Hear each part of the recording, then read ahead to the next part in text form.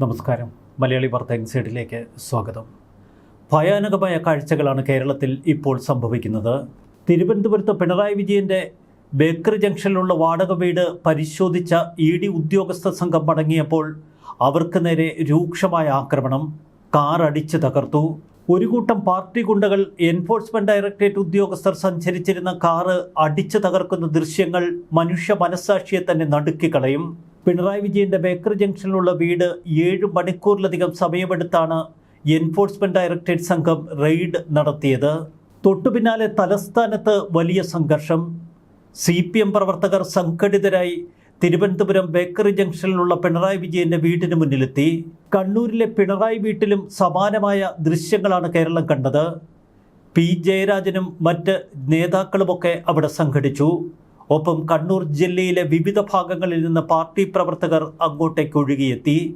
നേതാക്കളുടെ അഭ്യർത്ഥനയെ തുടർന്നാണ് കണ്ണൂരിലെ പിണറായിലുള്ള വീട്ടിലേക്കും പ്രവർത്തകർ ഒഴുകിയെത്തിയത്. സമാന ദൃശ്യങ്ങൾ കോട്ടുള്ളിയിലെ റിയാസിൻ്റെ വീട്ടിലും. തിരുവനന്തപുരം ബേക്കറി ജംഗ്ഷൻ അക്ഷരാർത്ഥത്തിൽ CPM പ്രവർത്തകരെ കൊണ്ട് നിറഞ്ഞു. CPM നേതാക്കൾ രാവിലെ മുതൽ ജില്ലയുടെ വിവിധ ഭാഗങ്ങളിലുള്ള പ്രവർത്തകരോട് പിണറായി വിജയൻ്റെ വീടിന് പരിസരത്തേക്കെത്താൻ ആവശ്യപ്പെടുകയായിരുന്നു. ഇതിനിടയിൽ കേരള യൂണിവേഴ്സിറ്റി ആസ്ഥാനത്ത് തടിച്ചുകൂടിയ വിദ്യാർത്ഥികൾ കൂട്ടത്തോടെ ബേക്കറി ജംഗ്ഷനിലേക്കെത്തി.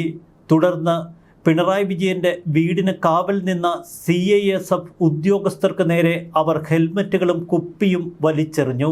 സുരക്ഷ ഭേദിച്ച് വീടിനുള്ളിലേക്ക് തള്ളിക്കയറാൻ ശ്രമിച്ച പ്രവർത്തകരെ നേതാക്കൾ അനുനയിപ്പിച്ചു മാറ്റി.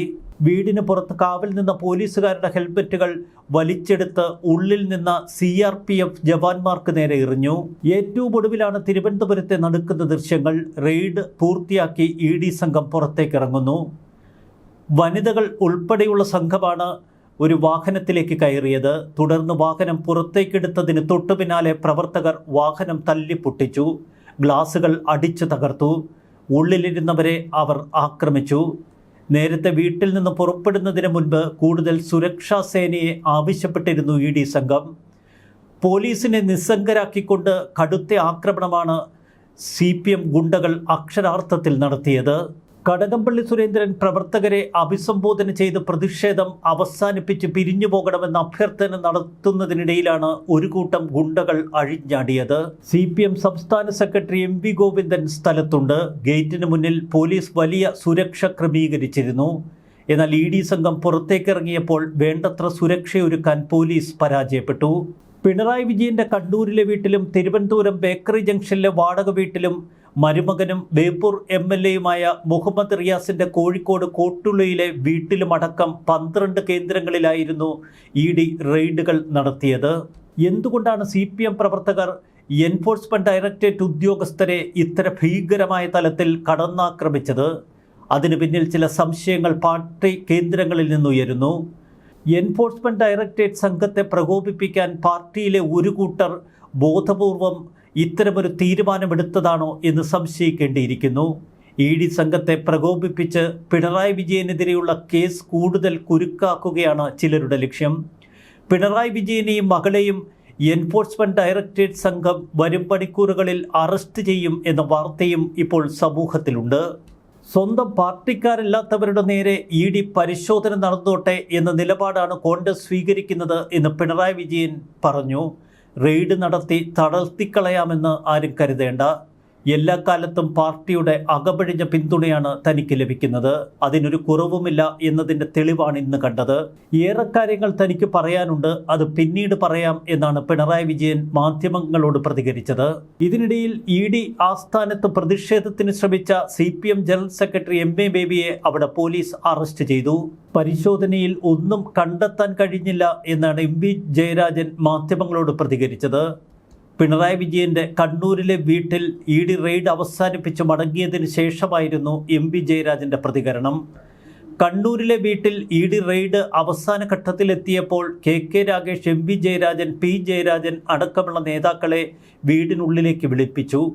പിന്നീട് എന്തൊക്കെ രേഖകളാണ് തങ്ങൾ പുറത്തേക്ക് കൊണ്ടുപോകുന്നത് എന്ന് നേതാക്കളെ ED സംഘം ബോധ്യപ്പെടുത്തി. പിണറായി വിജയന് മുന്നിൽ വെച്ച് ഇന്ന് വീണ വിജയന്റെ വിശദമായ മൊഴിയെടുപ്പ് ED സംഘം നടത്തി. ഇതാണ് CPMനെ ഇത്രയധികം പ്രകോപിപ്പിച്ചിരിക്കുന്നത്. കേസ് അത്ര നിസ്സാരമല്ല എന്ന തലത്തിൽ അണികൾക്ക് പോലും ഭയം ബാധിച്ചു തുടങ്ങി. അതുകൊണ്ടാണ് എൻഫോഴ്സ്മെന്റ് ഡയറക്ടറേറ്റ് സംഘത്തെ വിരട്ടി ഓടിക്കാനുള്ള പാർട്ടി നയവും. കേരളത്തിൽ പ്രവർത്തിക്കണമെങ്കിൽ കൂടുതൽ സുരക്ഷ ആവശ്യമായ ഘട്ടത്തിലാണ് തങ്ങളെന്ന് ഇ ഡി സംഘം പറയുന്നു. കൊച്ചിയിലെ ഇ ഡി ആസ്ഥാനം കടുത്ത സുരക്ഷാ ഭീഷണിയിലാണ്. തലസ്ഥാനത്ത് പിണറായി വിജയന്റെ വസതിക്ക് മുന്നിൽ ഇ ഡി സംഘം പുറത്തേക്കിറങ്ങിയപ്പോൾ അവർക്ക് നേരെ ആക്രോശിച്ചുകൊണ്ട് അടുക്കുകയായിരുന്നു CPM ഗുണ്ടകൾ. നേരത്തെ സുരക്ഷാ ഉദ്യോഗസ്ഥർക്ക് നേരെ ആക്രോശിക്കുകയും അവരെ ആക്രമിക്കാൻ ശ്രമിക്കുകയും ചെയ്ത അതേ സംഘം തന്നെയാണ് ഇ ഡി ഉദ്യോഗസ്ഥരുടെ മേൽ കടുത്ത ആക്രോശങ്ങൾ ചൊരിഞ്ഞത്.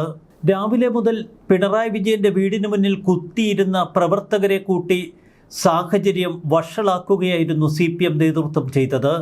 ബേക്കറി ജംഗ്ഷനിലുള്ള പിണറായി വിജയന്റെ വീടിന് മുന്നിൽ KK ജയചന്ദ്രൻ, മുൻ മന്ത്രി V Sivankutty, V Joy MLA, Anavoor Nagappan തുടങ്ങിയവരുടെ നേതൃത്വത്തിൽ വലിയ തോതിൽ നേതാക്കൾ സംഘടിച്ചെത്തി. പിണറായി വിജയന്റെ ദേഹത്ത് സ്പർശിക്കാൻ കേരള സർക്കാരുകളുടെ സംവിധാനങ്ങൾ അടപടലം ഇറങ്ങി വന്നാലും നടക്കില്ല എന്ന് KT ജലീൽ.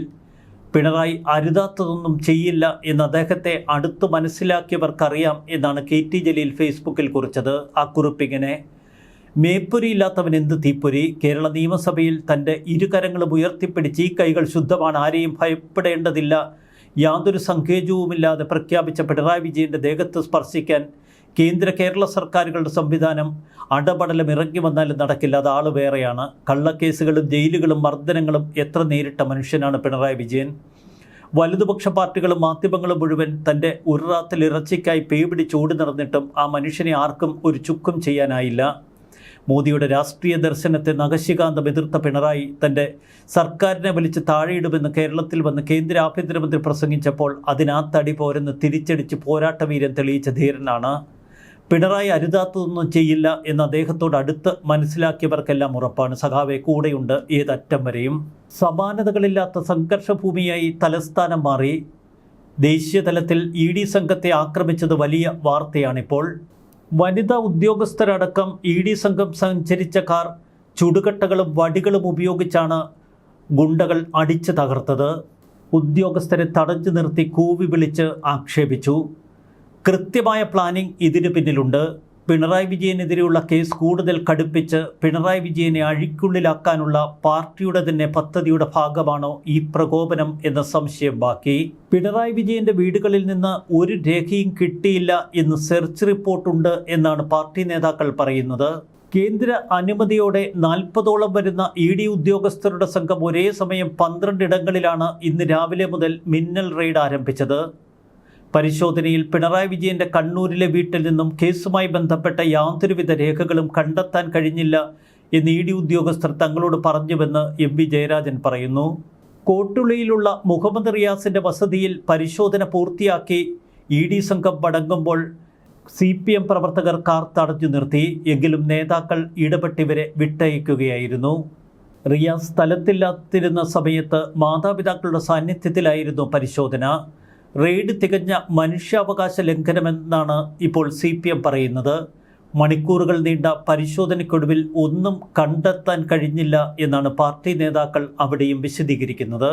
ചുരുക്കത്തിൽ എൻഫോഴ്സ്മെന്റ് ഡയറക്ടറേറ്റ് സംഘത്തെ ആക്രമിച്ചോടിക്കാൻ ശ്രമിക്കുകയാണ് CPM. ഇതെത്രമാത്രം വിജയിക്കും എന്ന ചോദ്യം ബാക്കി. മറുവശത്തും പിണറായി വിജയന്റെ മുഖം അത്ര ഭദ്രമല്ല.